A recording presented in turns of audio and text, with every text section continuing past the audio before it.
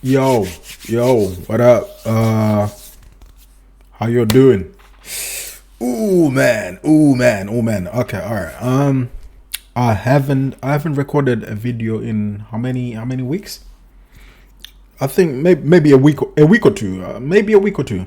And what the last video which I recorded was a Drake video, which I kind of privated because you know I didn't like the whole video, but I liked what I spoke on the video. But today I'm back again, like I never left. I wanna do a video about Kendrick Lamar tried to warn us. It's a video it's a video which goes along the things which I'm trying to run, or this new shit which I'm trying to do. Like, I always speak of balance, and I'm really I really genuinely wanna amplify and push that shit right now. So today we're gonna watch a video about Kendrick Lamar trying to warn us. And one of the main reasons which made me want to do this video was when I watched the Bobby Altoff and Drake interview. It just made me question certain things about Drake, man. Like, it's like, listen, for me, it's all about, like, we have to push like this positivity thing. We have to push this moral thing. Like, for me anyway, personally, I want to push this. This is what, like, this is the agency which I have. Like, I can't help it. This is why I feel like this is the shit which needs to be pushed out. And I'm not gonna try and swear too much because I wanna cut so many of these like scenes in shots. But anyway, before I even start, I wanna shout out to Aisha Speed. Aisha Speed is one of the streamers which are really big up. Aisha Speed is one of the greats. Like, he's one of the realest streamers. Like, he is the realest streamer out right now, just to be 100% honest. And it's not because of like his popularity. I feel like it's all because of how he interacts with like the people, the fans, everyone around him. You can see the passion, like when he's like talking to his camera people and whatever. Like, you can see the passion within that. And I feel like he interacts more well with people like in the street. I'm saying this to say that I feel like this whole new wave which I'm trying to bring about, this balance thing, cuts into everything. Also, shout out to Kai. Kai is doing his thing. I haven't been watching the Mafiathon. I'll be lying if I say I was watching the Mafiathon. I haven't watched the Mafiathon that much. But I've seen Tota. Tota is doing great in the Mafiathon.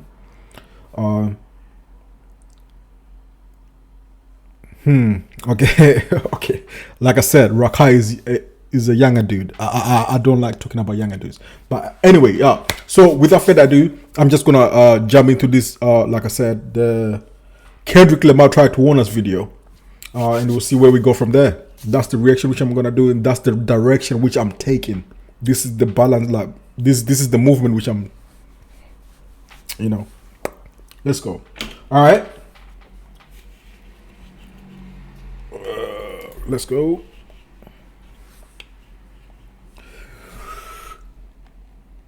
You know, when Kendrick says watch the party die, you gotta stop the party after a while. Like, if you don't stop the party and keep it till 50, you see where Diddy's at. At some point, just exit stage left. I'm gonna catch you later.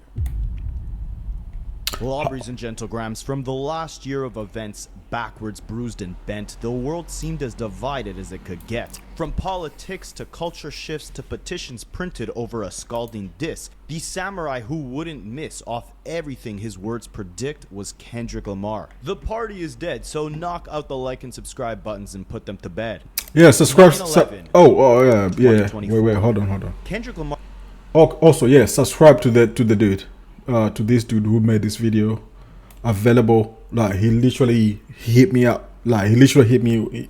I think he directly hits up people like to react to videos, and like he literally hit me up directly. So shout out to you, man. Yo. So yeah. Lamar releases a cryptic Instagram post, a picture of 2 beaten up black Air Force One shoes, accompanied with a song. This wasn't just any song. This was the first track Kendrick Lamar released since his historic battle with Drake. And while Drake and his minions teased around too, this song emphasized Drake and his minions. Just like and mind you, like some of the people who I might gonna have to talk about, I like DJ Academics, I like Aiden Ross somewhat, like in certain instances, but yeah, I feel like that's who he's alluding to when he says some of Drake's minions. So it is what it is. that Kendrick Lamar was on a bigger mission. It was big news in the hip-hop world when Kendrick Lamar surprise released a new song on the evening of September 11th. A 5-minute untitled track released simply with a picture of these shoes, a pair of black Air Force Ones. Boom, that's them. Internet sleuths quickly figured out the shoes came from an eBay listing based in North Little Rock. And all of a sudden my phone was blowing up. So I don't know, was this before the beef? I feel like this was before the beef. Before him and Drake like went against each other. This was like a Kendrick Lamar song, like which he had just mastered and like just put out before everything. Their shoes, which were quickly snatched up for $70, were now a piece of hip-hop history. Once they figured out what was going on, the couple canceled the initial order, and they're now trying to sell the shoes in an auction format starting at $5,000. And since they own the image, they say they plan to sell t-shirts with it. At the time, the song felt like another entry into his long tradition of cryptic, layered storytelling. But looking back a year later, the song reads like a prophecy. Kendrick wasn't just rapping about a party. He was diagnosing a culture and predicting the fractures that would soon define both hip-hop and the world as we know it. Over the next 12 months after this song's release, the party really did begin to fall apart. We saw... I mean, there's no lies there. Spitting facts. So far I'm glued on. the crumblings of empires within the industry. Giants like Diddy, Lil Durk, or Big U be entangled into RICO cases facing multiple decades behind bars. We saw a young thug beat a RICO case, get released from behind bars, seemingly making it his mission as a free man to tear down the one artist that was prospering on Thug's record label, Gunna, focusing more on street politics than music and getting exposed for tearing down nearly everyone within the music industry that he has collaborated with in the past, sending a bro was chapping on them, like bro was like that was straight up pillow talking on them calls. And I promise you, like I'm one of them niggas, like I don't care who you are, like if we are talking on the phone, like if put it this way, if I talk to someone and they start talking about someone else, I just know they'll do the same about me. So I wouldn't express myself to that person. I wouldn't open myself to that person, and I wouldn't even try and associate myself that much with that person, because why the fuck are you talking about another nigga or another person? Like, yo, that's fucked up. And whoever thinks that's like a normal thing like that, oh yeah, nah, it ain't no more. Like it's a bit gossipy, especially if we got two niggas like talking on the phone. Why are you telling me about that the next man? You know what I mean? shockwave of division amongst a once heavily unified Atlanta trap music scene. I don't feel like you came home humble, bro. Enough. And then when you got out, I don't feel like you was focused, bro, the way you should have been. I feel like you taking your blessing for granted. Came home playing again. With Thug breaking down himself in the process. Eve to me is basically, you know what? I need to pay for my giant premium. open universe where I you can definitely do need to pay for my whatever you premium. want.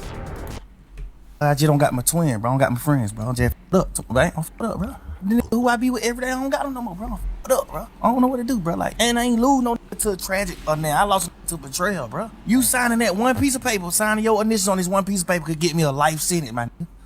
I get a life sentence, all this piece of paper you signed, bro. Damn. Wait. Did he just do the slime? Did he just do the slime? Or you know what? Nowadays you can't even tell like if a nigga is like doing like real shit or like, if it's AI. That's how fucked up this AI shit is, by the way. Fuck AI. But it wasn't just certain artists getting exposed. In the last 12 months, plenty of other artists decided to show their true colors in the midst of adversity or criticism. We saw Kanye West have multiple breakdowns on Twitter, isolating himself from the entire world. We saw DJ Akademiks, someone who was mentioned directly by name from Kendrick Lamar throughout his battle with Drake, not only push propaganda, but also behave in highly inappropriate ways when he thought the entire world was not watching. Mr. Self-Righteous, I call you hip-hop Jesus because that's how people look at you. The plight that Kendrick seems to be fighting is now clearly aimed at people who he thinks are frauds. A lot of the industry, they're frauds. If you can't outmaneuver him, sometimes you gotta wait till he checkmates himself because you don't have... I fucking love academics, man. And for anyone who watches this page and like it might be 30 people or whatever, I love academics, but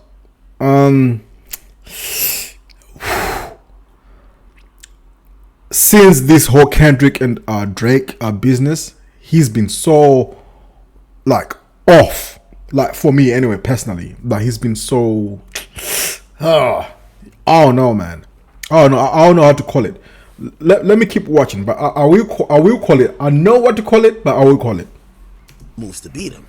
This was a misstep for me. Not the song being whack. I don't think it's whack, but I think it's a misstep. The rapper who has been known as the "we gonna be alright" rapper, the guy who is for the culture, he spent an entire career standing on the right side of those fights, going against the establishment. But we've seen a different Kendrick Lamar this year. This is a Kendrick Lamar who, whether you want to admit it or not, this is a Kendrick Lamar who's moving off of self-admitted hatred. Not maybe as righteous as maybe you think.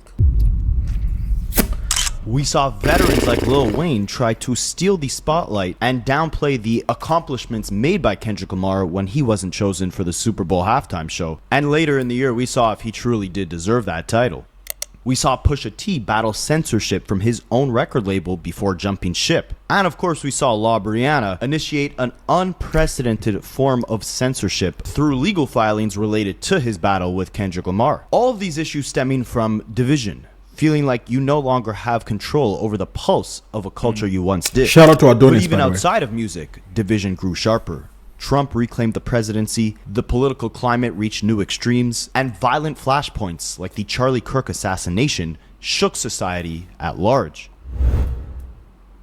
All of this chaos mirrors exactly what Kendrick Lamar seemed to be pointing at within this song: the death of unity, the collapse of an era, and the need to draw a line between artists who stand for substance versus a culture addicted to spectacle. Watch the Party Die wasn't just a song, it was a warning. Kendrick might have not known it, but he saw it all coming and predicted exactly where the state of society would be headed. I think it's time to watch the party die. This stuff got too wicked to apologize. It's different. Get him whacked and disqualified. We even kill the killers cause they like taking innocent lives. Burn the whole village. We start over. It's really that time. You could tell just by the first few bars of this song that Kendrick's incentive after the battle was to rebuild hip-hop from the ground up. There was no turning back, no apologizing. Burn down the entire village. You would think he specifically referencing his overall mission when challenging Drake for the massive rap battle they had just months before this song was released. And we'll touch on Kendrick Lamar's intentions with the battle and everything that transpired throughout his victory lap later in this video. But ultimately, this was bigger than Drake. This was bigger than a rap battle. He would go on months later to do an interview where he discussed his intentions by challenging one of hip-hop's most successful figures, and ultimately it was to bring the spirit of competition back. I love when artists grit their teeth. You created this massive cultural award-winning anthem out of a battle rap song. My intent from day one was to always keep the nature of it as a sport. I think a lot of people was putting rap to the back and you didn't see that grit, you didn't see that bite anymore. It's not enough. But what are you competing It's not for enough. exactly? 2 years before this, Kendrick Lamar had stripped himself of this savior complex, letting his audience know he wasn't here to save the culture. He had to work on himself. that is this okay. I like that you touched on this like savior complex, because it's one of those things like which I feel like sometimes like back in the day I thought I had that, like because it is some type of complex, like where you feel like you can save the whole like human race, or you can save somebody, or you can save people, like, you know what I mean. If you don't balance that enough, it will end up somewhat feeling like a fucking what do you call it, like a complex. There you go. It will, and I had to tweak myself as well. I had to work on that myself, because I felt like I had that complex as well, like where I feel like I need to save people, like, or whatever, before he can fix the environment around him. Kendrick made you think about it, but he is not your savior. And his battle with Drake was breaking down the boundaries and cultural norms within hip-hop at the time in order to fully destroy the standard and rebuild it from the ground up. But again, before we dive too deep in the battle, an important line in the first few bars of this song truly stands out. We even kill the killers because they like taking innocent lives. What we're doing is using our brain to get out of the ghetto any way we can. So we tell these stories, and they tend to be violent because our world tends to be filled with violence. Think about what has intoxicated. I was playing football and I was having to play kick Oh my shoes. god. I decided to set up a company to change things. IDA is a women's football boot company. We make performance footwear for women, enabling girls to play without barriers. Amazon brings the UEFA Champions League. Intoxicated not just hip-hop culture but society at large, really since the turn of this new decade. The new decade that Kendrick Lamar has been more silent than ever, only speaking through the music. And there's a reason for that, which he touches on later in this song. I want to read you guys some absolutely insane stats. According to the Center for Homeland Defense and Security's K-12 school shooting database, after the world was reopened following the COVID-19 pandemic, the 2021 to 2022 school year had the highest number of school shootings since records began in the year 2000. A Kaiser Family Foundation analysis found that student exposure to school shootings had nearly tripled since the year 1999. With most of that increase occurring during the pandemic years, 2020 to 2024. These are truly terrifying numbers. And aside from just school shootings, gun violence in general has been on a terrifying rise, with 2021 and 2022 seeing record highs for firearm deaths within the US. 46,728 firearm-related deaths in 2023. And 2023 didn't even have the highest total of firearm-related deaths ever recorded. And this rise in gun violence has been directly reflected in music. One of the biggest anthems of 2021, Back in Blood, was all about seeking revenge on your enemies. Lil Durk was previewing the song when he got the news that his childhood friend and longtime collaborator King Von had tragically passed away to firearm violence.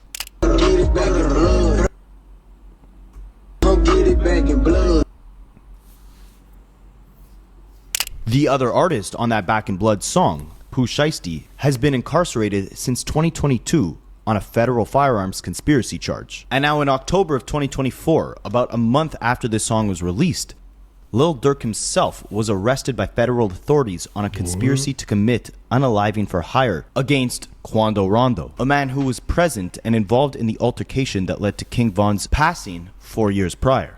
Three of some of the most promising rising talents within this new generation of hip-hop have now either lost their lives or freedom due to gun violence. But it's not just the musicians. It trickles down and is arguably fueled by social media discourse. Viral hashtags like Slide for Vaughn swept the internet following King Von's pass. And this is what we need to regulate. This is what we need to regulate. The social media influence, like it's like this. Like the way I picture it, anyway. The way I picture this stuff is like I might be one person right here, but one matchstick. If you know about matches, or the matchstick can burn down the whole forest. So I feel like if enough of us can spark one matchstick and drop it, we can bend down the whole negativity like going on right now. We can change shit. We can influence shit like to get back to this positivity shit. Like, you know what I mean? I feel like that's an easy job to do. I feel like that's easy. Personally. They used to say it, but you also mentioned a song. They be like, they be saying Sly Vaughn, I think they trolling me. Yo, by the way, that song is fire, I ain't gonna lie. For some reason, I just don't see them comments no more. For some odd reason. Might be the water. You be seeing them comments a lot? They kinda chilled out a little bit. Why? Tons of internet personalities like DJ Akademiks, Adam22, Traplo Ross have made careers off documenting the violence, crimes, and deaths plaguing hip-hop culture and America at large. This Okay, and with this, I don't want to blame all these media personalities like getting their just dues with all the violence which is going on, because you know they can come back and say, you know what, they're not the ones doing the, you know, the deed, you know what I mean? It's about this is why it's about the people who are doing the deed, if that makes sense. All they'll say they're reporting the news, you know what I mean? Which is true, by the way, which is 100% true. But it gets so bad when they are perpetuating just one narrative. And this is why I'm talking about like these media or Sam, whoever, like, don't perpetuate like just one thing. This shit is both ways. Like, if you're gonna report about like about how niggas are hard, please make sure you amplify the same way how niggas are dying. Let's make that vocal as well. It's the same. This is why I fucking dislike Drake or whoever promotes gambling and all this shit. Like, I always see niggas like they're always one-sided. Especially if you're in the media, you don't have to be one-sided. You have to make sure that you promote both sides. Tell us, or tell the people what are the wrong things like happening after you gamble your life away. You know, what happens if you're not a millionaire who's got given some money to go and gamble? What happens? You are just a 9-to-5 working hard person, and you go and you gamble your life savings away and you lose. What happens after that? These niggas never tell you that story, and this is why I dislike these motherfuckers.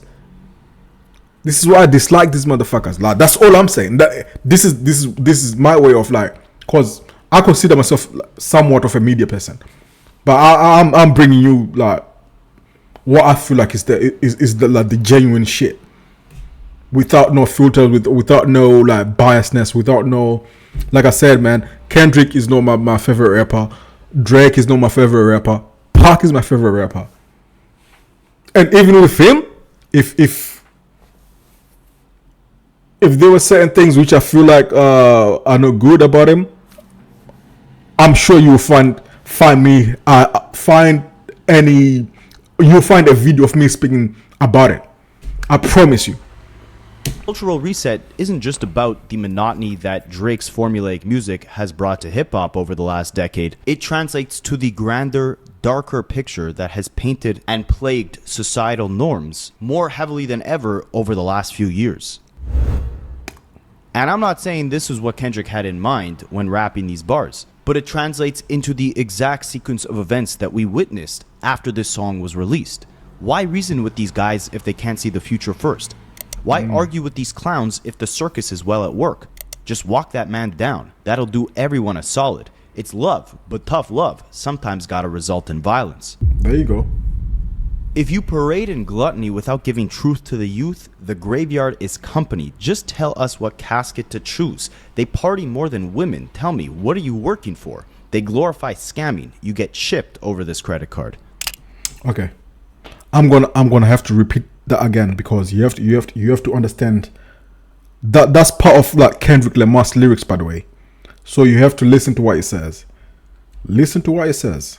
Listen, and I always say like we have to hold ourselves accountable. And I'm talking, when I say ourselves, I'm talking about black people. I'm talking about these rappers. I'm talking about the media personalities. we have to hold ourselves accountable for some shit we put out. If you parade in gluttony without giving truth to the youth, the graveyard is company. Just tell us what casket to choose. They party more than women. Tell me, what are you working for? They glorify scamming. You get chipped over this credit card.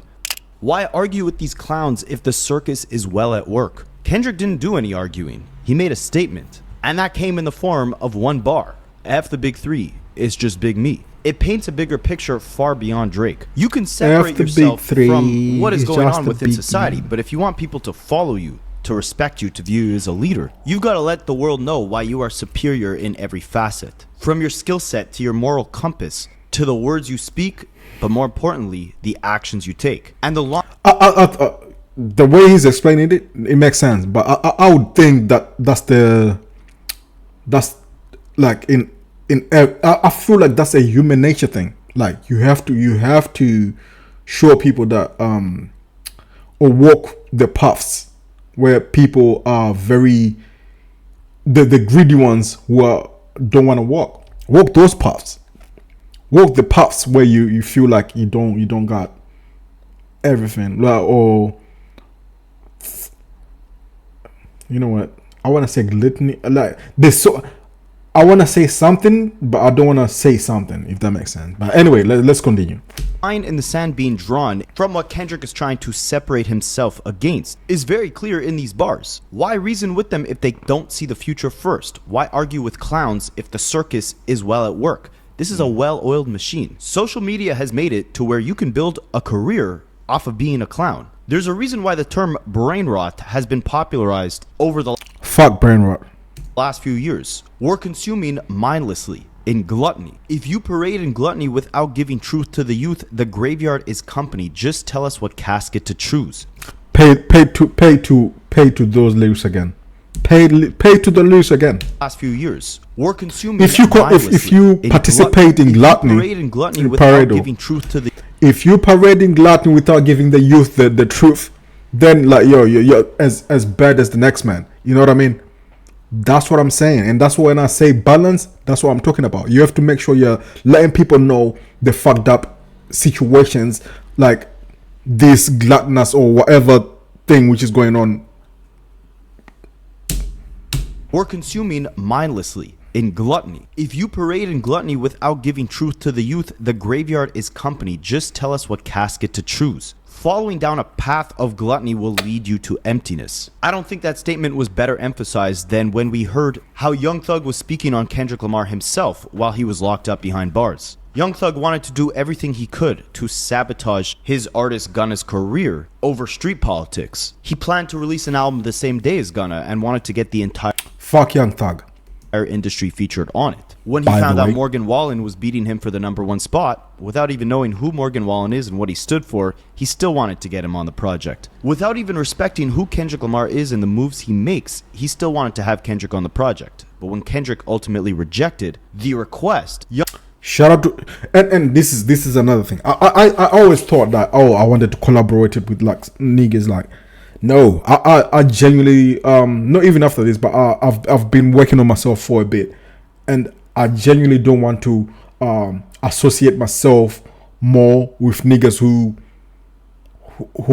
are trying to fuck up the whole system, who are not trying to provide like any great like situations for the future. You know what I mean? I thought I wanted like that's what like my main thing like of tagging people was like to try and make people realize that you can be very honest, you can be very productive. Like wait, hold on. You can be very honest and like say shit like without like faking shit like. And I thought I wanted to collaborate with these people because I was looking up to certain people. You know what I mean? But then as you get certain information and you start peeping certain game, I do not want to associate with anybody no more. I just want to do my shit.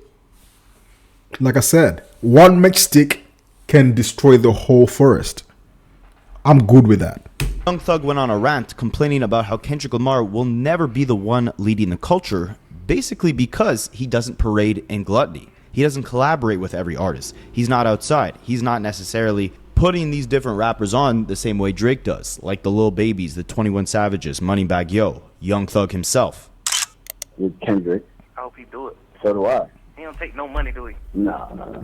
He wouldn't do that. But think about it. He does so few verses. Like, you know what I mean? Like, he's not just doing verses. Like, oh my, oh shit. Oh no, hell no. Right. All that fake. I ain't getting no rapper songs. I don't be liking them type like that. You get too big. I don't want to do no feature. Why? Why you don't want to do no feature? Why wouldn't you want to do a feature for a superstar? You really got Lil Durk calling you for a song. Lil Baby, Thug, real superstar calling you for a song. Why wouldn't you do the song? We lit, nigga. We going #1 too. I don't be understanding that type of shit. That's called morals. Like what he's talking about is like, oh, why does not Kendrick Lamar want to do features with like a superstar? Like, oh, I think he was talking about himself. Like him, Young Thug was talking like about himself. Like why Kendrick Lamar wouldn't want to do features with him.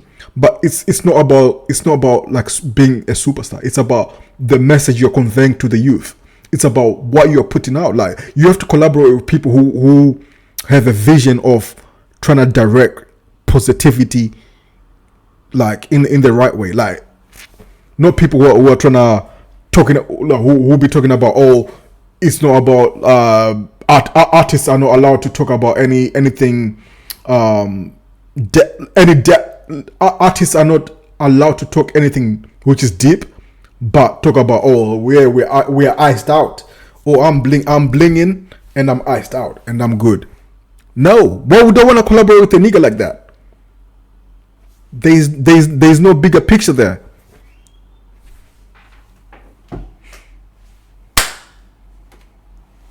Supposed to be who blessing it. That's why them niggas will never be bigger than Drake ever in life. Put somebody Fuck on. Drake. It's okay to run you a few hundred M's up, but who you that. help though? It'll never be bigger than Buddy. Buddy gonna do it right. Buddy with everybody. You know how many niggas like Drake change? How many can take care of their family because of Buddy? Just like straight, which Kendrick goddamn put it on. You're a superstar. You don't ran up you a few hundred M, but you ain't putting nobody on though. With me, Wham, sir. Savvy, you supposed to be calling us like, hey man, I want y'all young niggas on my album. Like, why would I want to put like a nigga on, like a nigga who's like trying to amplify negativity? Fuck that. I would want to put no nigga who's amplifying non-moral shit, non-tangible things, non-things which is gonna help the youth. No, I wouldn't want to put a nigga on like that. Fuck that. I'm on some player shit this time around. I'm on some player shit. But there's a different strategy to how both Drake and Kendrick create and execute their. Drake is an opportunist. Drake will put anyone on who's gonna benefit him. That's the difference. People look at it as like, oh, Drake is helping he's really helping these guys come up or no. No, he's not. Look at Block. What's his name? Block Boy Joy or that nigga who did like that. So it was all about Drake.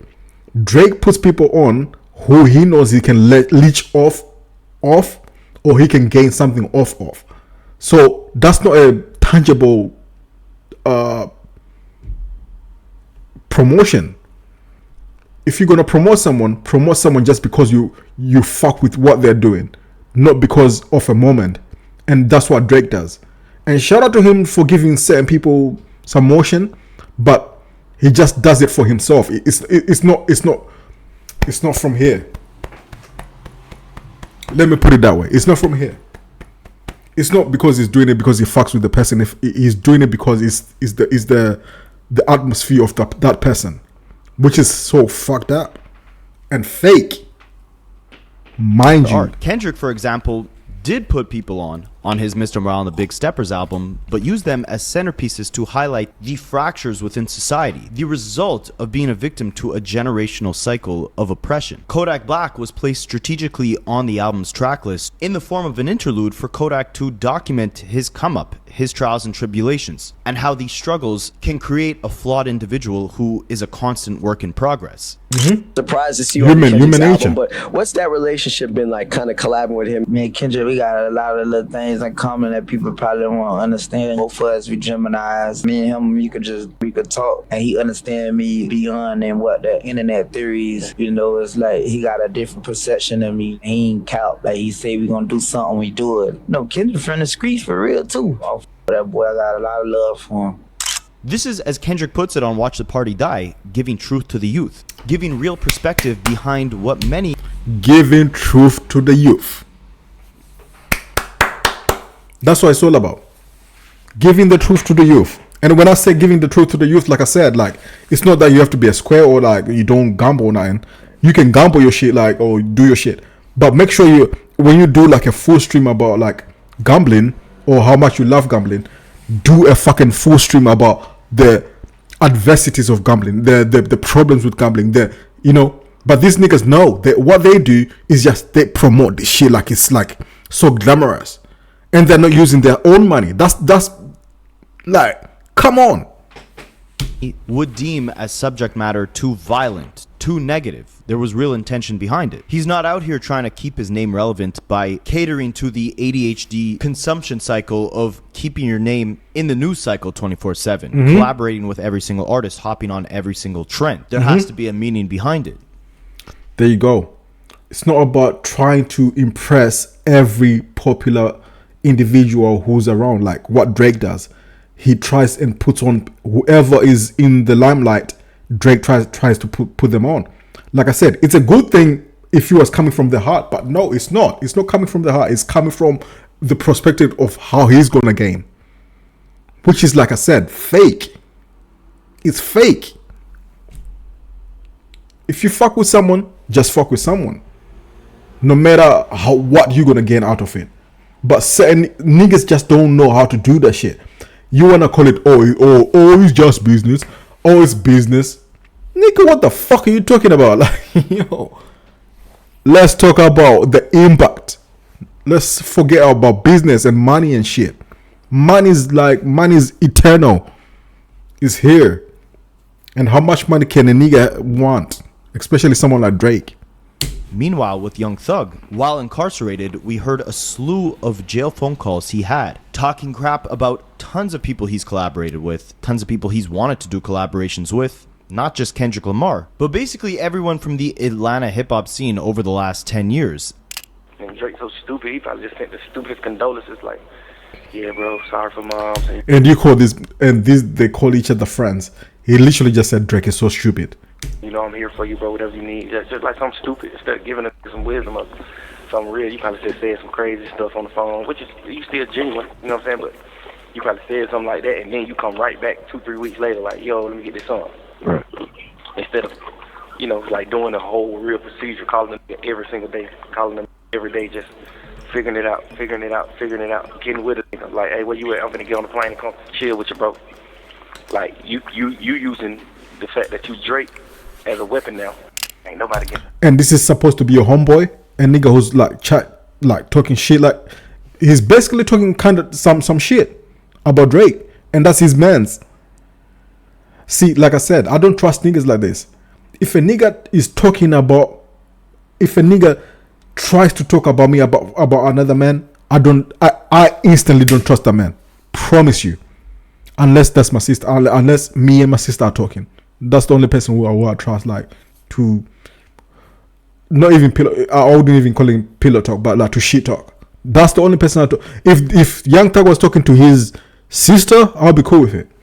Not talking to like your girlfriend, like whoever, like who the fuck you're talking to, or your man's. Like, you can't be talking to 21 Savage and talking about like, talking about the next man. No, fuck that. That is fucking ridiculous. And nothing but goddamn Pluto. He definitely do it. She probably done killed some of his babies, for sure. She probably done aborted some of his babies, for sure. 100%. He done took that bitch. Man, we went to Dubai one year. He took that bitch to Dubai with her and Brittany, her and that baby mama. I know for sure she don't have some abortion. The crazy part is when I became a superstar, I stopped nothing when I became a superstar. That's a lie. Started being like, bitches, I know a bitch gonna try to trick me. He just started nothing when they become a superstar. That's a lie. Backward way, like He's capping. All the kids grown. I'm just smack straight young shit and none of them hoes. It's really fire, but it ain't. It should be just like one or two girls like Bob Marley, you know.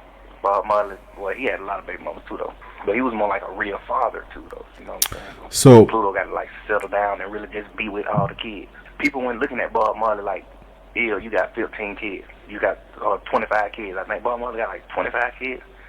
People weren't looking at him like he was bad because he was like a real father. He was just like super there and just being a super dad, being whatever the best he could be. So women, he wasn't like disgraceful to women. Women wanted to have his kids. Pluto is like, you pushing the P, you just want to have your kids and shit too, but you still got to be like 100% locked in with the kids. You like 100% locked in with the bitches. That's the wrong way to go. And as all right, so let me put this in perspective. This is supposed to be his man's. This is supposed to be his road dog, his crowdy, his homie, and he's talking like this about this his man's. Imagine what he does to a nigga he doesn't know, or what he says like to a nigga he doesn't know.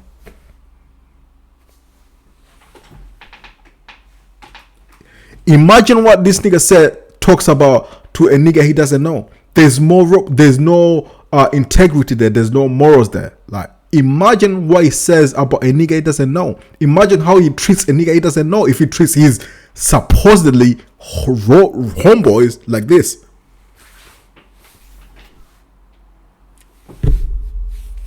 Result, it's created a spectacle, a ridiculous circus, an entire landscape that now has to be rebuilt. Instead of being able to simply celebrate Young Thug's release, enjoy the new chapter in his career, because of the gluttony, the pillow talking, the gossiping that he engaged in, he's now forced to face the consequences. Yep. I just don't got my twin, bro. I don't got my friends, bro. I'm just I'm fed up, bro. Who I be with every day, I don't got them no more, bro. I'm fed up, bro. What would have been the point for Kendrick Lamar to argue with Young Thug over him not doing that feature, over him, as Young Thug put it, not putting enough people on? The same thing goes for Kanye West. The same thing goes for Lil Wayne. Why argue with these clowns if the circus is well at work? We saw what transpired with Kanye West over the last 6 months. Why reason with these guys if they can't see the future first? Kanye West could have went down at... They can't peep the bigger picture. The bigger picture. They are not understanding the bigger picture.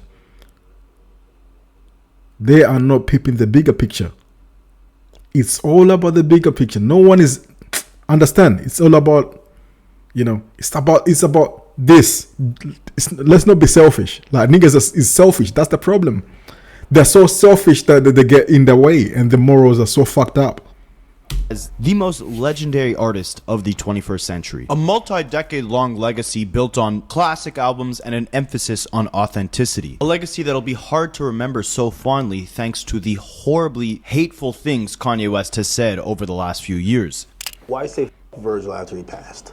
I think a lot of people feel like, he's not here to defend himself. It feels like you still have a little bit of animosity there. I'm evil. Hate that reached a tipping point about 6 months after Watch the Party Die was released, when Kanye West burnt his entire party down, possibly creating generational trauma for his family and children by crapping on their mother's entire family, exposing traumatic events. Yeah, let's not get shit twisted. Fuck Kim Kardashian as well, by the way. Fuck her. That happened to him and his cousin when he was a child, praising the Mustache Man, calling Jay-Z and Beyonce's kids the R-word, and not failing to fuck Jay-Z to target Kendrick Lamar in the process. The Super Bowl didn't just have Lil Wayne shook up, it also had Kanye West shook. He tweeted out things like, "Bro, Kendrick Lamar cannot rap. Wayne got way more life bars. I got more bars. Kendrick doesn't have one bar where I say I wish I said that. Kendrick and Tyler, the creator, are the two most overrated so-called artists. Please order more security." Why argue with these clowns if the circus is well at work? Kendrick could have responded to stuff like this.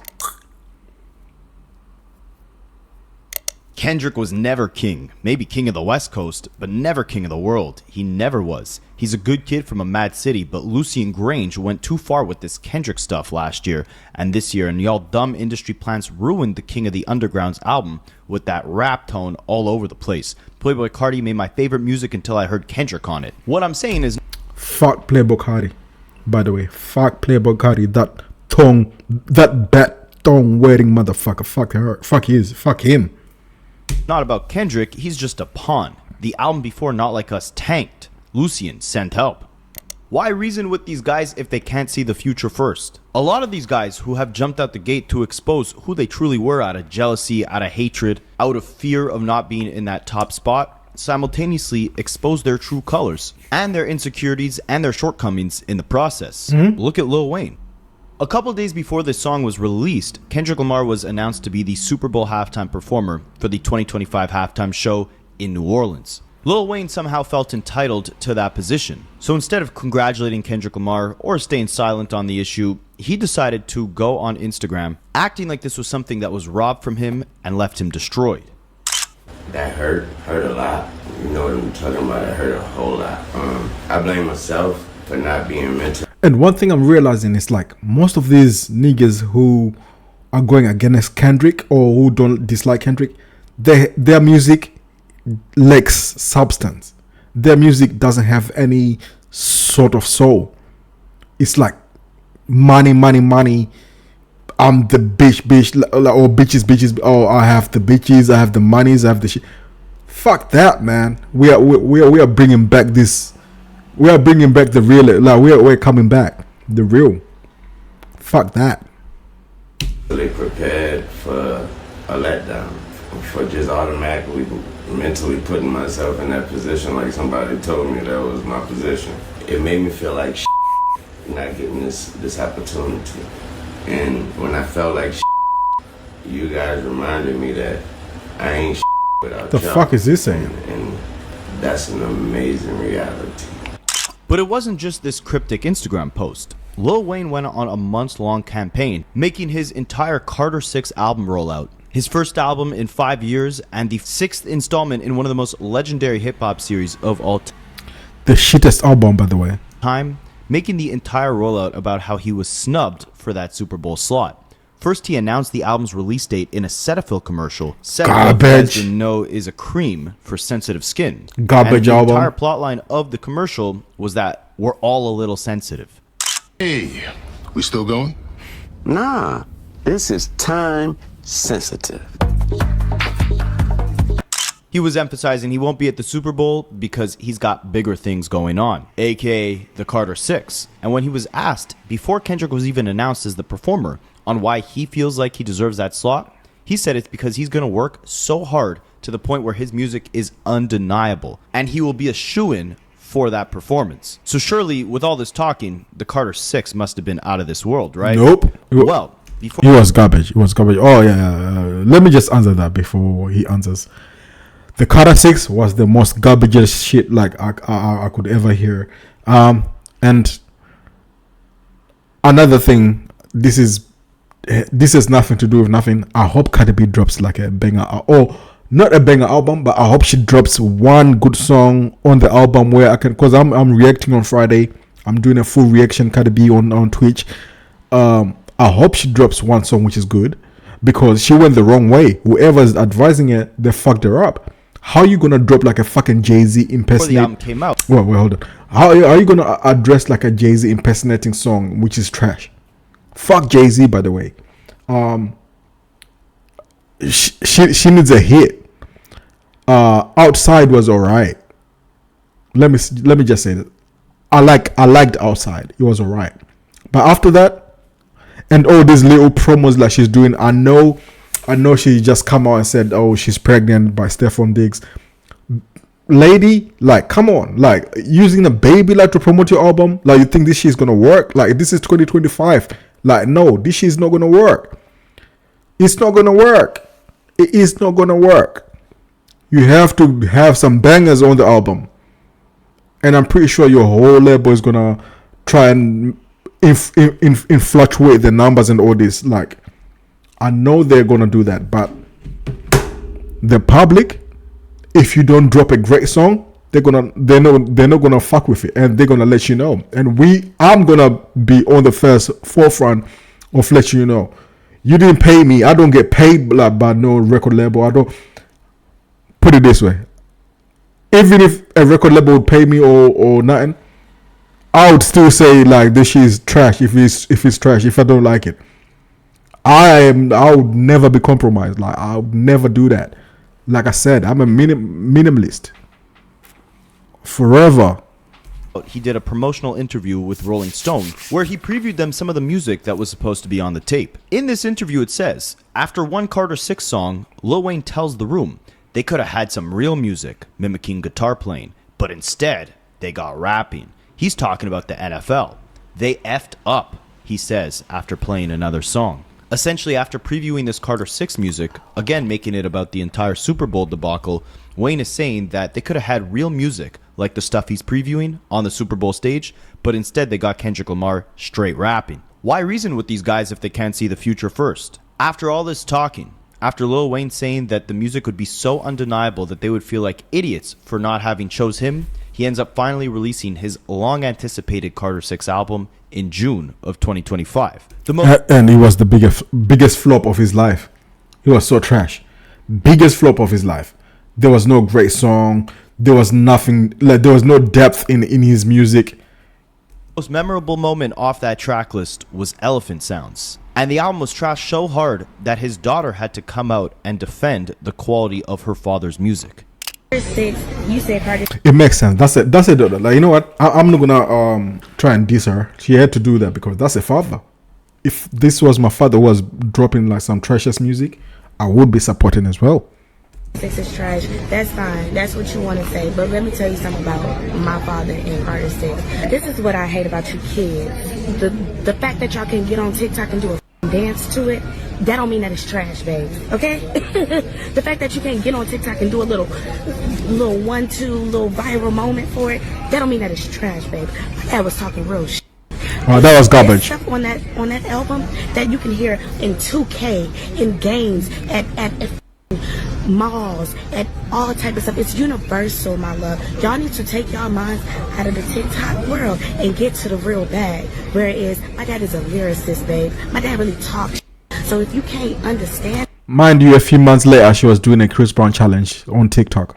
Please move silent, like the GM lasagna, and get the fuck out of here. Thanks. What purpose would it have served Kendrick Lamar to respond to any of this mess? The truth ends up revealing itself. But it's not just about individuals exposing themselves for their own insecurities. Sometimes the lifestyle you lead ends up catching up to you. If you parade in gluttony without giving truth to the youth, if you parade in gluttony without giving the truth to the youth, that shit will catch up to you. And we're in this. This is the game which I'm trying to play.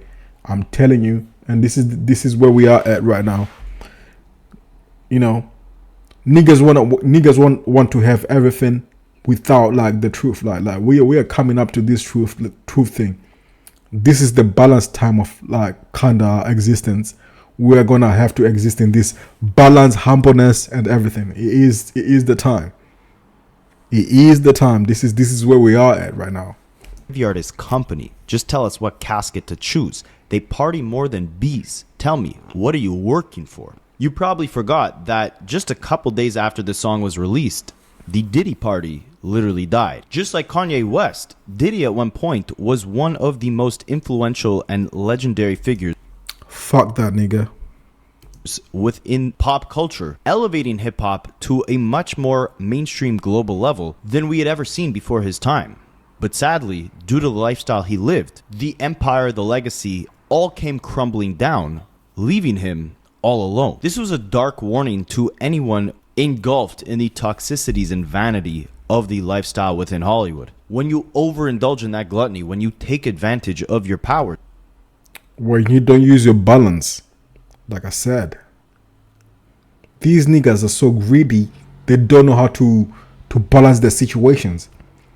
They get so mesmerized by power, by bitches, like they don't know how to balance themselves. They start doing weird shit.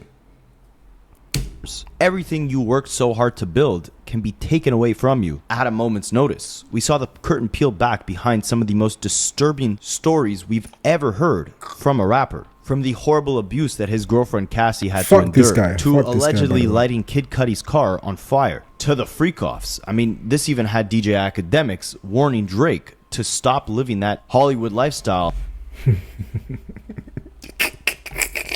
You know what? Shout out to Academics.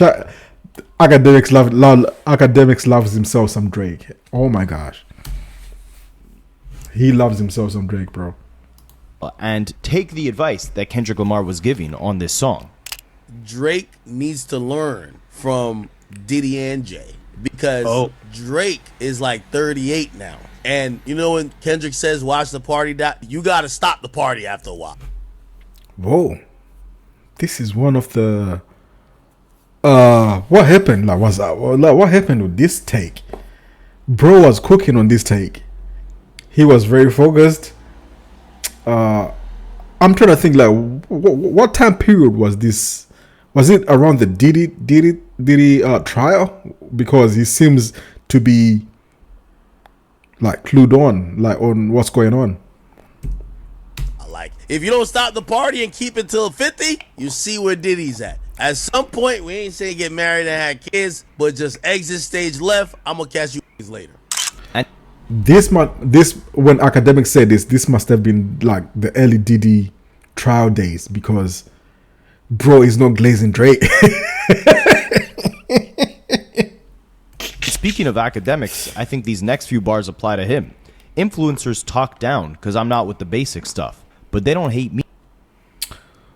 Okay, so I know this, but influencers talk down on me because they like Kendrick Lamar doesn't glaze no media people. He doesn't glaze nobody. He just does his shit and goes into hibernating like he's doing right now. And by the way, let me tell you something. Kendrick is cooking. I promise you. Not to be trying to say like Kendrick is cooking right now, and I promise you the next Kendrick Lamar drop is gonna be one of the best artistic shit. Trust me, just believe me. But anyway, yeah, he's saying that Kendrick doesn't give no two fucks about like if Kai Cenat likes him, if Aisha Speed likes him, if Aiden Ross likes him, if whoever the next man's is likes him. Kendrick Lamar is just Kendrick Lamar. Kendrick Lamar is just doing him. His goal mission is like about amplifying the spirituality of this whole existence we are having, and then he's attacking these niggas. They hate the man that I represent. The type of man that would never deride because I want a favor. The type of man that resides in patience. Long before this beef, and of course after it, we've seen Akademiks get exposed for who he truly is. Was it all in the hopes of getting a favor from Drake? The radio personality pushing propaganda for salary. Let me know when they turn up as a casualty. Ever since the beef emerged, we saw the rise of Akademiks' Twitter account, Akademiks TV, where his little minions spew up propaganda on a daily basis. You know what? As much as I fuck with Akademiks, that Akademiks TV page,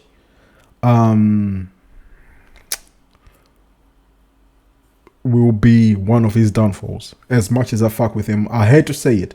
I hate to say, like, I hate to predict my niggas, my one of my guys' shit, like, because I do fuck with him, like, but I hate to say it. That Akademiks TV page, bro is so loyal to that page, and I understand what he's trying to do, because Ak is one of them niggas who's trying to, he thinks that if him allowing those niggas to say certain shit like a nigga like me who doesn't have no followers say, then he's gonna be perceived as rude because he's attached to that page. But those niggas go way too beyond. The people who run that page are so fucked up, and they're so biased. It's just so fucked up. There's no depth in their post. There's no morals in their connection in their post. It's so messed up. It's so messed up. But hey, basis so disrespectful and disgusting to the point where when Akademiks actually showed up to one of Kendrick's concerts, Kendrick's people ended up pressing Akademiks over the hate-fueled speech that was spewed on this platform. asking him if it was Drake pushing the propaganda for academics. Day Free had a moment he asked me, he said, he said, what are you getting from this? He says, is he paying you? And that was the most and you have to believe academics is not getting paid by Drake. I fully believe him on that. And people have to believe him on that. But I feel like academics is one of those niggas. He thinks that it's a business thing. He thinks like because Drake gives him crumbs, and he feels like yeah, we're cool. But I don't think, like I said, man, it's all about the bigger picture. Think about it. Like, I don't think he's thinking about it. He is. I don't know, man. Nah, I don't like talking about Ark like this, man. I fuck with Ark like that. I don't want to talk. I do not want to give him the real game like that. But all I'm saying is like he needs to be wary. Insulting thing and I had conversations with these men for a while, but the very idea that I was like a purchasable commodity was so disgusting. I reminded him, I said, I've been doing this for over 10 years. I've been doing this for over 15 years. I've been doing this for over him. Like I have years over him when it comes to this, what I'm doing. I'm just not like a I don't know how to explain this, but okay. How did you think I became me? His idea was, well, if you're not getting paid by this guy, if Drake ain't paying you, why do you lean that much in that direction? And I was like, I've never gotten paid. Like, the people who I've defended the most, I've never gotten paid from. And the payout that Akademiks has got for bad-mouthing other rappers in defense of Drake has been what exactly? What has Drake given to Akademiks in return for the propaganda he's pushed? He treating you like how when a thot's in a DM, I ain't trying to link her tonight. When he needs you, he'll send you DMs, he'll play old buddy with you, but he really don't. Whoever, I think this was one of Akademiks' Discord chats or whatever, and whoever this nigga is, I think that's if that's not what's his name? Like listen, I'm a chat nigga, so I should know. I think that's who's this, man? I think I know. It's not Wallet the Intent. No, it's not that. It's not him. It's not who is it, man? Fuck. It's not Ray. I know it's a nigga which I know. Fuck, man. Shout out to you, my nigga. You on this Discord chat, I remember this. Like, listen to this. You were spitting. Like, you were literally spitting some real truths. You were going in. You were logged in, and you were very, very speaking about what the public thinks about the Akademiks and Drake situation. But unfortunately, your boss or your guy, like, he'll realize it in the end, and which is coming. It's like I said, I don't want to predict, like, not from my boy, man. This is my guy. I don't wanna predict this shit for him, man. This is my guy. I fuck with Akademiks. He's a great dude. Shout out like the platform and everything he's doing, and shout out to like his intelligence and everything. I'm never trying to but hey, bigger picture. But whoever this dude was, he was spitting facts. Listen and pay attention. I ain't trying to link her tonight. When he needs you, he'll send you DMs, he'll play old buddy with you, but he really don't with you. You showing him mad love, he don't show you no love. You think Drake shows you love? Drake showed me a lot of love. How? What you do to show you love? I got exclusive info. That's not love. What do you do with that exclusive? You know, when I was listening to this, I always think about like one of those times where, like, you know, when you're obsessed with a girl, like, let's say, and like I said, like, I'm not trying to shade academic or nothing. I'm just trying to give like a perspective, like another perspective. When you're obsessed with a girl and there's a girl which you like so much, and this is the only way I can explain it. If there's a girl you like so much, but that girl is always thinking that she's out of your league. That girl never looks at you like you're one of like a nigga who she would fuck with, but she likes your conversations. She likes your what do you call it? Your attention. Like, you know how women love attention. Like, you know, she loves attention. So every time when she's like having beef with an actual person she likes, or actual boyfriend she likes, or like if she's having like a bad day, who does she come to? She comes to you. And what does she do? She gives you half truths. She gives you half things, like, you know, she gives you like crumbs, you know. I feel like this is, well, my personal opinion is like, I feel like this is the relationship between Drake and Akademiks. Personally. Info. You say it to the world, you gas it up 10 times more. He's using you as a free a billboard, free promo. Showing you love is, yo, act, I'm in the city. Here's 10 tickets to my show. Backstage, pull up. He said,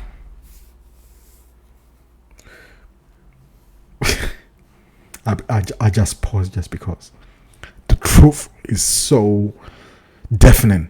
I spiced a jet before he sent you one. Act, you're the biggest media platform, Act. What does that do? He's the biggest rapper. Oh, Act, you're promoting him. Act, that could be dropping Act music, but you won't say that because you're a #1 fan. Doing backflips.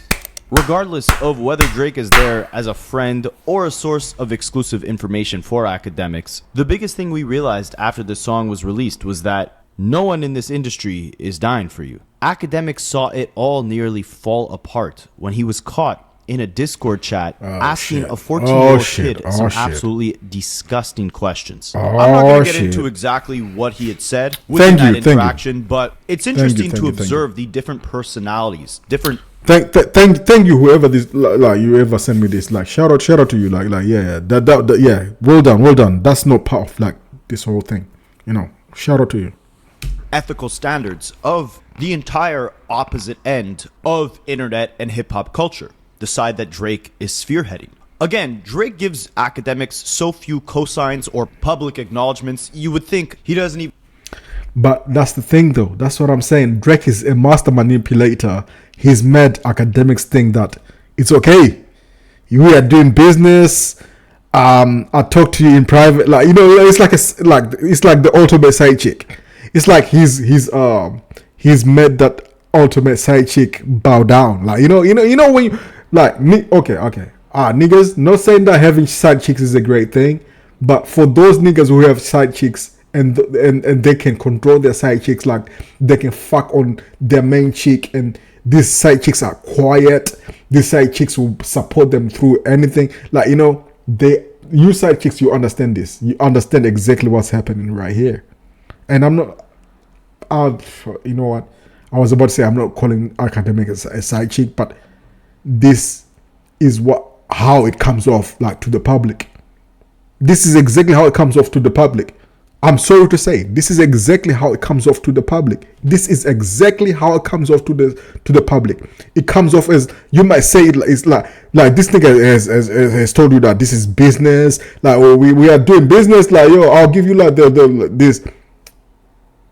My nigga, this nigga doesn't even amplify you in any certain. Not that he has to, but he doesn't even acknowledge you at all. There's no respect there. Like, he doesn't respect you, my nigga. I feel like some shit like has to be said. I feel like this nigga doesn't respect you.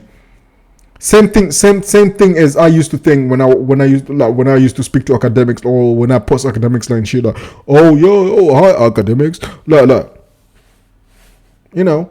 But we have to grow, understand situations and move on. We're out of that zone. Like, we have to understand situations and move on. So just listen to that. Even know who Akademiks is, but Akademiks has essentially made a big part of his brand being Drake's cheerleader. And because, like Akademiks has said, A perk to being Drake's cheerleader is that Drake trusts him to feed exclusive info to academics so he can be the first one to report it to the world, even though a lot of the times that quote-unquote exclusive info is Drake just lying to academics so he can manipulate the narrative in the media. With all that happening, academics himself has seemingly created a divide within hip-hop, within internet culture in general, between legacy media and new media. And we're seeing Drake fuel that divide even further by dissing hip-hop journalists like Rob Markman, by going on a podcast like Bobby Altov and speaking about quote-unquote loser, storied, accomplished journalists not deserving an interview from him, and instead pioneering a movement of rappers linking up with streamers like Kai Cenat, or maybe like Drake with XQC and Aiden Ross, people who don't even know his music. One hint I'll give you. Okay, it's a Drake track. It's a Drake diss. No. We know what it is. No. It's not a diss. It's not a diss. And it's on Scorpion. And okay, all right. Just to say something, I was like, all right. SQC is a streamer. I'm not sure if XQC came before academics, but why would Drake wanna amplify XQC? What is it? The numbers? No, but if that was really your man's, you would have amplified the other dude, so much more. If this was about like a real relation, a genuine connection, a genuine relationship, you would have amplified this nigga more. Why are you amplifying this white nigga who doesn't even know anything about rap music, who doesn't even support you like how this other nigga? Like, see, I feel like I'm the friend who's next to academics telling him that, yo, my nigga, I feel like this nigga doesn't like you, but he's so in love. And I'm talking about man chick situation. He's so in love he doesn't see it. But eventually, like I said, it's gonna click in due time.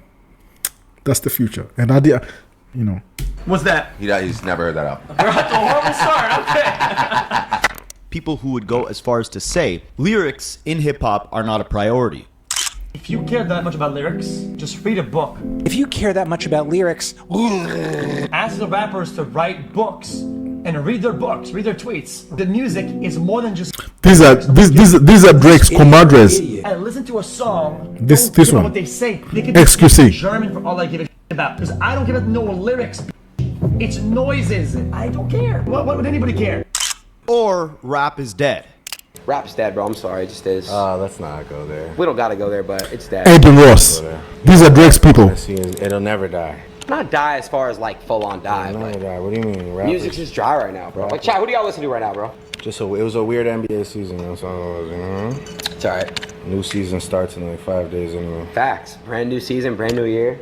So I say all this to say, these are the type of people in the media that Drake has been championing. He has separated himself from legacy media, old school journalism, and instead, the people he believes should be carrying the next wave of media are the streamers like Aiden Ross, XQC, and DJ Snackademics. We just looked at the actions and things that all three of these characters have done or said over the last few months. Not to mention all of the propaganda that each of them, actually not XQC because he doesn't even know Drake's music, but Aiden Ross and Akademiks specifically have pushed for Drake ever since Watch the Party Die has been released. Influencers talk down because I'm not with the basic stuff, but they don't hate me, they hate the man that I represent.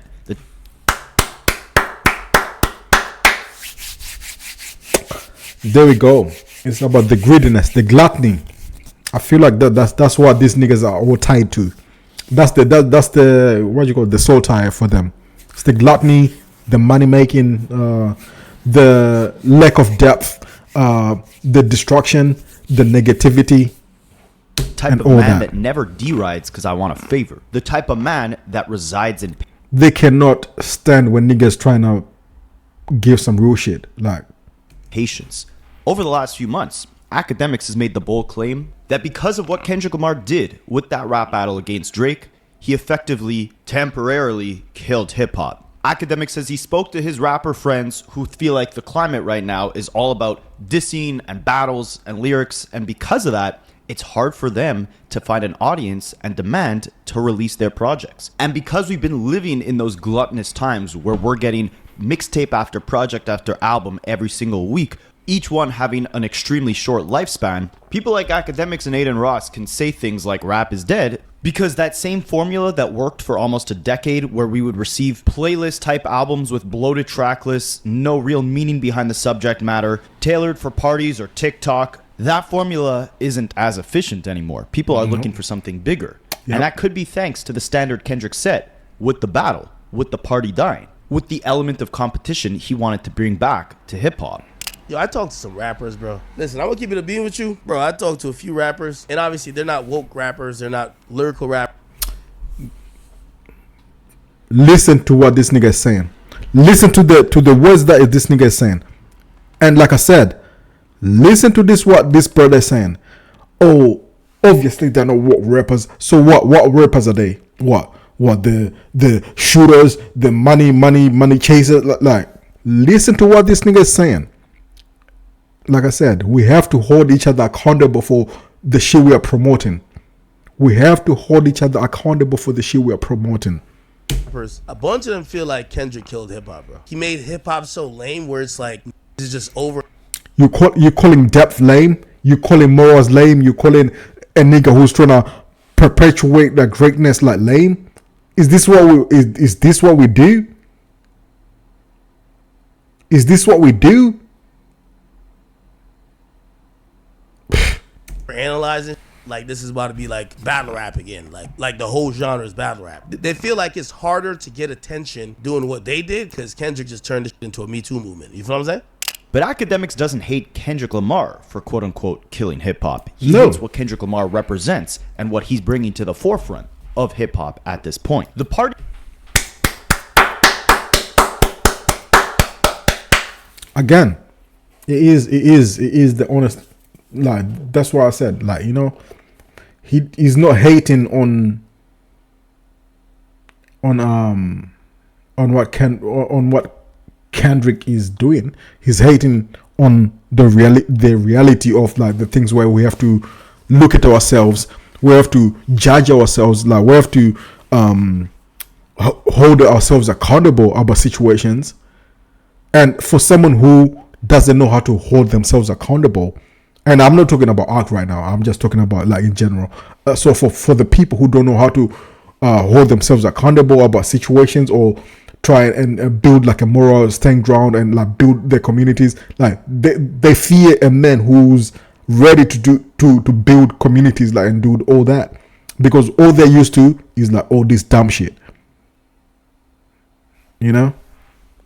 Dying affects Akademiks and personalities like him massively. And again, everything said on Watch the Party Die, all of these lyrics came before all these comments Akademiks or Aiden Ross made about hip-hop being dead. Influencers talking down because he's not with the basic stuff. The basic stuff is dying. People are tired living in gluttony. When Akademiks got exposed for how he was behaving in that Discord chat with that 14-year-old kid, he was promptly banned from Twitch and took a couple weeks off of YouTube. When he came back, at first, he wasn't having that same sort of impact. Views were down, hate comments were up, people turned on him. So what did he decide to do? Well, not comment on hip-hop, that's for sure. No, a guy like Akademiks, radio personalities pushing propaganda for salary, they don't get paid, their brand doesn't build off of commenting on real hip-hop music. That's why Akademiks had nothing to say about the brand new Clips album, their rollout, the Joey Batman versus West Coast beef.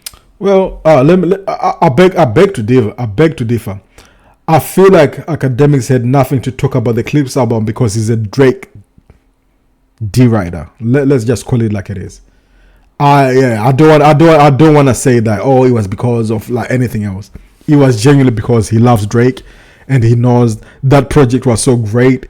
Oh no, you know what? Fuck Rogue Nation, by the way, because it came out of Rogue Nation. But that the songs on there were good. But Akademiks did not amplify that album, not because of Drake, but because of he's just a Drake. Because of Drake, but because he didn't want to amplify the other side, because he's so biased when it comes to Drake. Okay, let's put it that way. Let's put it that way. Let's not say that he wasn't doing it because it was a hip hop album. Nah. I'm pretty sure he was listening to it in his own crib. I don't even think he had much to say about Kendrick's GNX album. But what brought him back into relevancy after almost getting canceled for that incident with the 14-year-old kid was two major things. And it didn't involve Drake helping him out in the slightest. After all that deriding, after all that propaganda he's pushed, when things got dark, it wasn't Drake who ended up helping him out. It was actually someone who has been very critical, but also very obsessed with Drake. Another clown in this 2025 circus that we discussed earlier, Kanye West. It was Kanye West at the height of his social media clown show that called on academics to be the voice, documenting all of Kanye West's raw thoughts, opinions, and perspectives in this very unstable moment within his life. Academics was sure to be the voice that could represent this circus the best, because that's what his brand is about. Kanye is an egotistical bastard. That's the only problem with this nigga. He's very egotistical. He feels like he calls himself. I think he feels like he's God. He's got the main character syndrome. He doesn't know how to play his role. It's all fucked up all the way. Controversy, clickbait, sensationalism, propaganda, and gluttony. You can't forget about that. And the second piece to academics making his big comeback was, again, not talking about hip-hop, nothing hip-hop related, but instead speaking on the controversies that hip-hop artists and figures have been roped into. The Diddy case. He spent every waking hour during that multi-week-long Diddy trial covering every aspect of the case, documenting the death of the party. It shows you what the priorities are of that side of media and content creation, what they obsess over, what they create a brand around. And boy, was academics happy when Diddy got pretty much a slap on the wrist. In a matter of... Did Diddy get a slap on the wrist?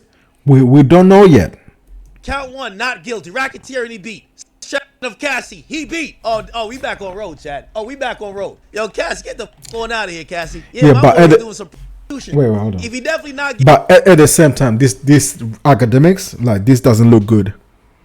And I've been saying this, like, I think I commented in one of his chats. It's like, yo, bro, what the fuck are you doing? Like, yo, it's Diddy, the nigga you were talking about. Like, he wanted to set you up in London. Like, yo, why are you so gun ho, like trying to say, oh, shout out to him, like, oh, why do you want a nigga like this to come home? I don't get it.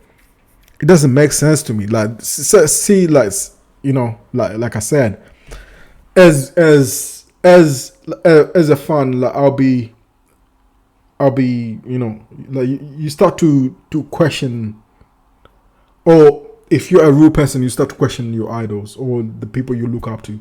You have to question them. And this was one of my, like, top questioning. Like, what the fuck? Guilty for Cassie, he ain't guilty for Jane Doe. She's a... This is at least some redemption for Diddy. Not guilty! 2 out of 5, chat. That boy beat the case. I wish this judge could have dismissed all them civil suits too. The pre-freak off is crazy, chat. I might have to put in an RSVP. I ain't even gonna lie to y'all, chat. Later in this song, Kendrick rapped, "I feel for the women that deal with the clown and nerd stuff. Can't blame them. Today, they ain't really got much to work with. How many women harder than a lot of you guys? I would trade all of you for Nip. I can't be proud of you guys." And I feel like this statement alone is the exact antithesis to what DJ Akademiks' reaction was to the verdict within the Diddy trial. This is why they hate on Kendrick Lamar. He's quote unquote not with the basic stuff, right? He's not going to engage in the circus. He's not going to add fuel to the fire, to the clown show that we've been watching play out over the last 12 months. He stayed silent throughout all of it, only speaking through the music, through performances, through the art. And that's what they hate, the man that he represents. I've always said, when all these OV hoes are on Twitter talking about these conspiracies related to Drake suing the label because they're trying to conspire against him, or Kendrick Lamar using bots, Kendrick trying to build, you know, all his popularity around tearing down Drake, whatever hatred these people, this loud voice on the opposing end has towards a Kendrick Lamar is not related to Kendrick Lamar himself. No. It's related to everything that Drake isn't, that Kendrick Lamar is. the man he represents, right?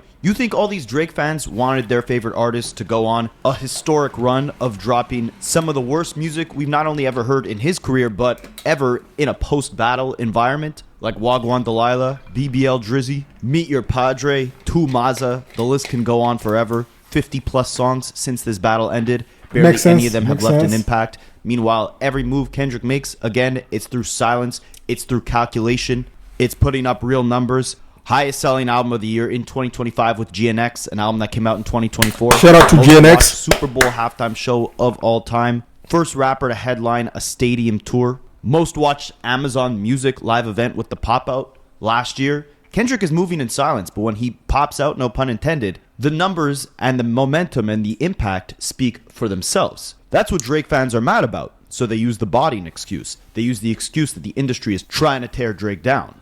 Deep down, what they're really upset about is that Drake is tearing himself down, criminalizing diss song lyrics and compromising freedom of speech with unprecedented lawsuits over rap beefs. Losing a rap beef and dwelling on it for a year and a half, teasing a red button that never releases, but instead, you get Aiden Ross live streams or Iceman live streams where he previews music with Central C and Yeet, alienating himself from respected hip-hop journalists and American hip-hop as a whole, claiming that UK rap is better than anything coming out of America. Meanwhile, he's obsessed with buying American hip-hop artifacts as a way to taunt. Like, when he says buying American artifacts, he's talking about the apparently Drake. Not apparently, Drake bought like a fake Tupac chain. Like he thought it was real. It was fucking fake. The Death Row chain, the patent, you know. Kendrick and shift the attention onto his antics, and then it comes out that the artifacts are allegedly fake. I say all this to say, when Kendrick said, influencers talk down because I'm not with the basic stuff, but they don't hate me, they hate the man that I represent, all these streamers, the Aiden Rosses, the akademiks, talking down on Kendrick Lamar, these OVO conspiracy theorists on Twitter going crazy every single day over the success that Kendrick has had, they're not mad at Kendrick himself. They're mad at what his side represents and how that voice has got. Oh my gosh, this is so great, and it's so real. It's like I said, it's like that they're not hating on. It's just about like hating on like depth. People hate on depth. People hate on positivity. Like sometimes, like people are just so used to this negative lifestyle. And I said, like for me, I'm trying to bring balance. I'm trying to bring you both ankles. I'm gonna bring you the Kendrick side. I'm gonna bring you the Drake side. But I'm gonna be balanced. And I'm not, when I say balance, I'm not talking about the Snoop balance where like it's sitting on the fence. I'm gonna tell you the truth on both sides. You know, gotten louder and louder and more impactful ever since Kendrick dropped Watch the Party Die. Meanwhile, the other side of the party has been spiraling. We looked at Diddy, we looked at Kanye, we looked at Young Thug, Drake, Lil Wayne, DJ Akademiks. I mean, aside from Diddy, these are all people who have talked crap about Kendrick or what he represents in the last 12 months since Watch the Party Die has been released. Kendrick has stayed silent. Drake has publicly spiraled online and crashed out on his fragile ops. Mm-hmm. Drake fans are not mad at Kendrick Lamar. They're mad that Drake is not as silent as Kendrick Lamar, not moving with as much calculation or intention as Kendrick Lamar. But that's the difference. Like Kendrick said in this song, they can't see the future first. Why reason with these guys if they can't see the future first? And that translates... I always say this. Peep the game. Think of the bigger picture. People are not... Don't just be so obsessed with it. Like, peep the game. Peep the game. Study the law, the game. Like, it's so easy. Think of the bigger picture. But the problem is, like, for some people, the bigger picture is on a negative side. That's the problem, and that's what they want to push. But listen, spiritually, we have to do some growth. Spiritually, we have been, especially when it comes to hip hop. Spiritually, we have been on a decline. We need some growth. We need to do it. This balance has to come spiritually. And I'm talking about spiritually. I'm not talking about no numbers, no nothing. I'm talking about spiritually. We have to grow. Fuck these young niggas, like, yeah, yo. And fuck all these other niggas who want to try to come from the other sides. Spiritually, if you're gonna be trying to amplify certain shit, we have to amplify some positivity. If you're gonna be in this hip hop scene, like if you're gonna be part of the, like, and I'm talking about streamers, I'm talking about whoever. If you gonna be down with this shit, we have to balance this shit like spiritually on a positive level. Fuck this negative shit. We're tired of this, man. Fuck that. Let's go. Spiritually, we have to grow. It's far beyond just the scope of hip-hop, right? A lot of the division we're witnessing within society, a lot of the tragedies that have been occurring, the immense gun violence I spoke about at the beginning of this video, it all stems from the fact that people are parading in gluttony and not thinking of the future first. Like he says later in this song, their spirit is insecure. I see a new earth filled with beautiful people making humanity work. Let's kill the followers that follow up on popping mollies from the obvious degenerates that's failing to acknowledge the hope that we're trying to spread. If I'm not his vote, then you need to bring me his effing head or film this stuff in high res. AKA, if you don't stand for the change that I'm trying to make, then you're on that other side and there's a clear line in the sand and we're watching that part of the party die. Kill the followers that follow up on popping mollies, the obvious degenerates that fail to acknowledge the hope I'm trying to spread. He emphasizes at the end of this song, the last few bars, that essentially everything needs to be burnt down to be rebuilt. Everything wrong with hip-hop, everything wrong with society, everything going on with internet culture. It has to be completely destroyed for a new leader to take charge, lead the way, and set a new standard for what should be displayed to the youth. My guy to the youth, and that's the main thing which I'm trying to talk about, is we have to set standards to what's gonna be displayed to the youth. And like I said, shout out to Kendrick. He's done his part. And we need this shit in media as well. We need this shit in every aspect of our lives. We have to spiritually grow as black. And right now, I'm not even talking to white people. Shout out to white people. But I'm saying, like, this is like a culture thing. I'm talking about like for the black, for us blacks. We need to spiritually grow well. We need to start promoting this positivity shit. Shout out to Aisha Speed. He's kind of doing his shit. Kai is industry, but spiritually, I'm sure he'll catch up. But we need to start doing some real shit. That's all I'm saying. Jay Estrada said, I gotta burn it down to build it up. That confirmation real as F. It ain't too many real as us. Locking into what I trust, looking outside. The kids live tomorrow, cause today, the party just died. But going back to Kendrick Lamar, emphasizing to the world just years prior that he is not the savior of hip-hop, of the world, of his culture, of whatever. He's trying to save himself. And he emphasizes this in this song as well, saying, they wonder why I'm not enthused to drop. The more visible you get, the more your spiritual is tried. There's people who lose everything if this quote-unquote party dies, right?